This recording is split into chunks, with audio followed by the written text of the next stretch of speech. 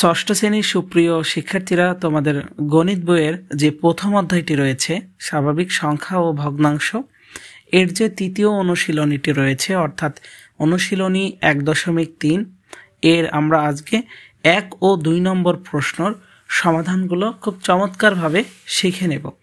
তো চলো আজকের এই ক্লাসটি শুরু করা যাক। সর্বপ্রথম অনুশীলনী 1.3 বলছে মৌলিক গুণনীয়কের সাহায্যে গসাগু নির্ণয় করো। এখানে মোট 3টি অঙ্ক রয়েছে। তো চলো আমরা খুব চমৎকারভাবে সমাধানগুলো শিখে নিই। তো সর্বপ্রথম ক নম্বরে আমরা সমাধান দিয়ে অঙ্ক 3টি সংখ্যা 3টি আমরা উঠিয়ে দিব, অর্থাৎ 144, 240 ও 612কে মৌলিক গুণনীয়কে বিশ্লেষণ করে পাই সেটি বলবো, এবং আমরা মৌলিক সংখ্যা ব্যবহার করে উক্ত সংখ্যাগুলোকে ভাগ করে করে মেলানোর চেষ্টা করব, যেটা আমরা লসাগু করার সময় সিঁড়ি পদ্ধতি ব্যবহার করে করে থাকি সাধারণত। তো দেখো 144 যেহেতু জোড় সংখ্যা এবং মৌলিক সংখ্যা হলো 2 দিয়ে ভাগ করা যায়, তাই আমরা 144কে 2 দিয়ে ভাগ করে দিলাম। এরপরে চলে আসলো 72। এবার 72কে আমরা আবার 2 দিয়ে ভাগ করলাম মৌলিক সংখ্যা, যেহেতু মৌলিক গুণনীয়ক বলছে এই জন্য আমাদেরকে মৌলিক সংখ্যা দিয়েই ভাগ করতে হবে। তারপর 2 দিয়ে 72কে ভেঙে আমরা পেলাম 36, আবার 36কে 2 দিয়ে ভেঙে ভাগ করে আমরা পেয়ে গেলাম 18। 18কে 2 দিয়ে ভাঙলে হয় 9, এবং সবশেষ 3 দিয়ে আমরা 9কে অর্থাৎ 3 মৌলিক সংখ্যা দিয়ে আমরা 9কে ভেঙে ফেললাম। তাহলে 44-এর গুণনীয়কগুলো পেলাম হলো এই যে এই পাশে তোমরা যে 2 দেখতে পাচ্ছ, যতগুলো মৌলিক সংখ্যা দিয়ে আমরা ভেঙে ফেললাম 144কে, যতগুলো আমাদের মৌলিক সংখ্যা প্রয়োজন হয় এই সবগুলোই আমাদের এই পাশের সবগুলোই হবে গুণনীয়ক। অর্থাৎ এখানে মোট 4টি 2 এবং 3 রয়েছে 2টি, এগুলো আমরা উঠিয়ে দিলাম। ঠিক এভাবে আমরা 240কে ভাঙবো মৌলিক সংখ্যা দিয়ে। 2 দিয়ে যদি না হয় আমরা 3 দিয়ে চেক করব, 3 দিয়ে না হলে আমরা 5 দিয়ে, 5 দিয়ে না হলে আমরা 7 দিয়ে, এভাবে আমরা পর্যায়ক্রমিকভাবে ক্রমিক যে গুণনীয়ক সংখ্যাগুলো রয়েছে সেইগুলো দিয়ে চেক করব। তাহলে দেখো আমরা এভাবে 244কে এবং 612কে ভাগ করে বিশ্লেষণ করে আমরা মোট গুণনীয়কগুলো দেখো পেয়ে গেলাম। 240-এর গুণনীয়কগুলো পেলাম হলো 4টি 2, 3 এবং 5। 612-র গুণনীয়কগুলো লিখে দিলাম 2টা 2, 3 এবং 17। তাহলে এইভাবে আমরা সবাই প্রথমে বিশ্লেষণ করে নিব। করার পরে দেখো এই গুণনীয়কগুলোর মধ্যে যেগুলো মৌলিক গুণনীয়ক সেগুলোর মধ্যে সাধারণ অর্থাৎ দেখব মিল রয়েছে কোন গুণনীয়কগুলো। দেখো প্রথম সারিতে 2, 2, 3টি সংখ্যার মধ্যেই এই 2 গুণনীয়কটি রয়েছে, তাই আমরা একটি নিয়ে নিলাম সাধারণ গুণনীয়ক। তারপরে আমরা আবার দেখো 2 মিল পেয়েছি উভয়ের মধ্যে, তাই নিয়ে নিলাম। এরপরে দেখো 2, 2 নিচে রয়েছে কিন্তু তা একদম 612-র মধ্যে নেই, তাই আমরা নিতে পারবো না। অর্থাৎ 3টি সংখ্যার মধ্যেই যেই গুণনীয়কগুলো মিল পাবো সেগুলোই আমরা একবার করে লিখে দিব। এরপরে দেখো 3 জনের মধ্যে রয়েছে, তাই নিতে পেরেছি। তাহলে এভাবে আমরা 144, 240 ও 612 মৌলিক গুণনীয়ক পেলাম 2, 2, 3।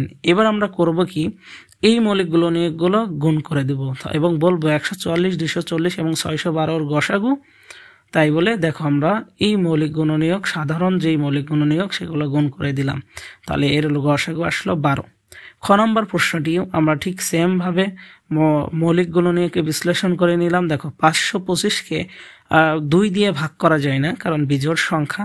আমরা 3 দিয়ে চেষ্টা করলাম, 3 একটি মৌলিক সংখ্যা, 3 দিয়ে চেষ্টা করে আমরা দেখলাম 175।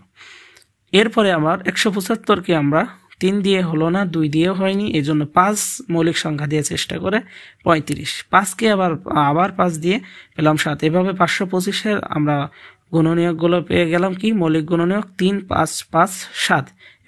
এভাবে দেখো 495 এবং 570কে আমরা ভেঙে ফেললাম।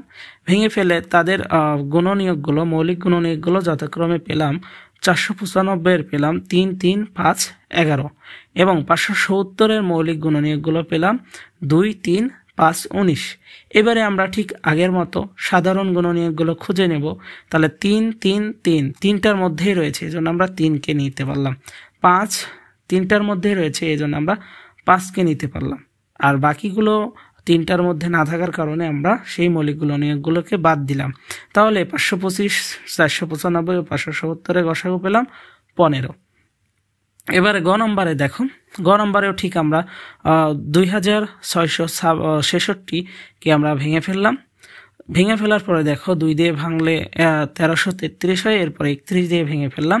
31 একটি মৌলিক সংখ্যা। দেখো তুমি 2, 3, 5, 7, 11, 13 এভাবে তোমাকে কত দূর পর্যন্ত যাওয়া লাগতে পারে? 31 পর্যন্ত যাওয়া হয়েছে এখানে। পরেরটি দেখো 53 পর্যন্ত যাওয়া হয়েছে, তবে তোমাকে মৌলিক সংখ্যা দিয়েই ভাগ করতে হবে। তাহলে এভাবে আমরা ভেঙে ফেলার পর আর ভাঙা যায় না। এখানে আমরা 2666 মৌলিক গুণনীয়ক পেলাম 2, 31, 43। 9699 পেলাম 3, 5, 3, 53 এবং 61। তাহলে এই যে আমরা মৌলিক গুণনীয়কগুলো পেয়ে গেলাম। এবার এর মধ্যে দেখো আমরা কোনো ধরনের কি মিল পাচ্ছি না, অর্থাৎ এখানে কোনো ধরনের মৌলিক গুণনীয়কগুলোর মধ্যে সাধারণ কোনো মৌলিক গুণনীয়ক নেই। যখন এরকম কোনো মিল থাকবে না তখন তার গসাগু হবে 1। তো আশা করি আমরা খুব সুন্দরভাবে 1 নম্বরে 3টি প্রশ্নের সমাধান বুঝতে পেরেছি। 2 নম্বরে যে অঙ্কটি রয়েছে সেটি হলো ভাগ প্রক্রিয়ায় গসাগু নির্ণয় করো। খুবই সহজ অঙ্ক, 2টি অঙ্ক রয়েছে। চলো আমরা চমৎকারভাবে সমাধানটি বুঝে নিই। তো ক নম্বরে বলছে 105 এবং 165। তো আমরা প্রথমে যেটি করব, ছোট সংখ্যাটি দিয়ে বড় সংখ্যাটিকে ভাগ করব। তাহলে ভাগ প্রক্রিয়া আমরা নিয়ে ফেললাম। তাহলে 105 হয়ে গেল ভাজক এবং 165 হলো ভাজ্য। তাহলে দেখো এখানে একটি কাজ করতে হবে, তুমি যে ভাজক দ্বারা যে ভাজ্যকে ভাগ করবা, যে ভাজকটি শেষ পর্যন্ত ভাজ্যকে নিঃশেষে বিভাজ্য করে দিবে, সেই ভাজকটিই হবে গসাগু। তাহলে আমরা 105 দিয়ে 165কে কয়বার ভাগ যাই? 1বার। তাহলে 1বার দেওয়ার পরে দেখো বিয়োগ করে আমরা ভাগশেষ 60 পেলাম। এই 105 ভাজকটি কি তোমার ভাজ্যকে নিঃশেষে বিভাজ্য করতে পারলো না, কারণ শূন্য আনতে পারেনি।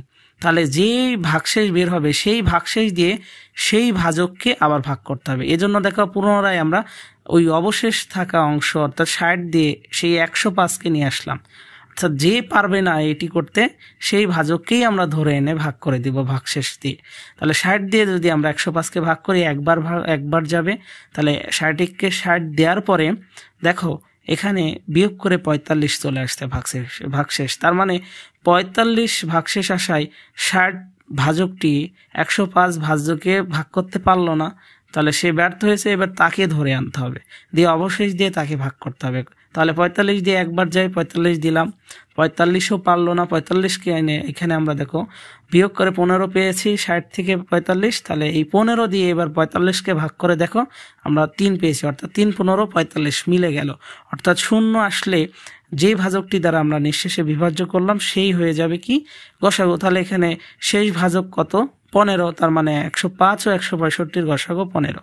এরপরে খ নম্বরে দেখো সবচেয়ে ছোটটি দিয়ে আমরা তার পরবর্তী বড়টিকে ভাগ করলাম। 286 দিয়ে 385কে একবার ভাগ যাই। তাহলে ভাগ করলে দেখো বিয়োগ করলাম 286কে 86 দেওয়ার পরে আমরা বিয়োগ করার পর 99 পেলাম। 99 দিয়ে আগের ভাজক 286কে ভাগ করলাম।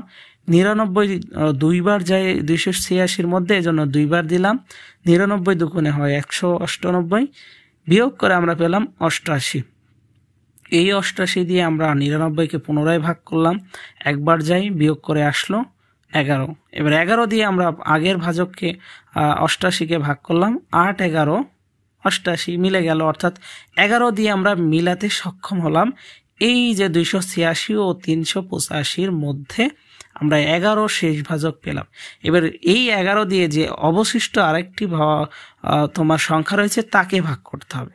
তাহলে 11 দিয়ে আমরা 418কে ভাগ করলে হচ্ছে প্রথমে 3 বার দিলাম, তাহলে 3, 11, 33, বিয়োগ করে আসে 88। পরে 8, দেখো 8 বার দিয়ে দিলাম 11, তাহলে হয়ে গেল 8, 11, 88। আমরা মিলাইয়ে ফেললাম, অর্থাৎ 11 দিয়ে আমরা উভয় সংখ্যার শেষ ভাজক হিসাবে পেলাম। তাহলে 11 হবে 286 এবং 385 গসাগু। তাহলে খুব চমৎকারভাবে আমরা 2 নাম্বার প্রশ্নের 2টি অঙ্ক সমাধান করে ফেললাম।